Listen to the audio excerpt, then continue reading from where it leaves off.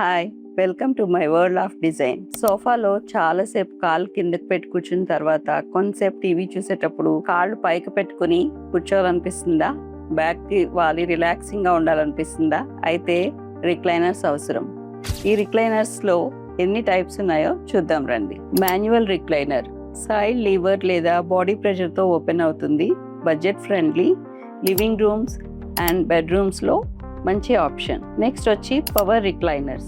ఇవి ఒక్క బటన్తో మొత్తం సీట్ అంతా అడ్జస్ట్ చేసుకోవచ్చు. ఇది సీనియర్ సిటిజన్స్ అండ్ హోమ్ థియేటర్స్లోకి ఐడియల్గా ఉంటుంది.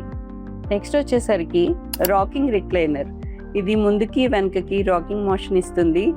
న్యూ మామ్స్కి ఫీడింగ్ టైంలో లేదా కంప్లీట్ రిలాక్సేషన్కి ఐడియల్. నెక్స్ట్ వచ్చేసరికి స్వివెల్ రిక్లైనర్.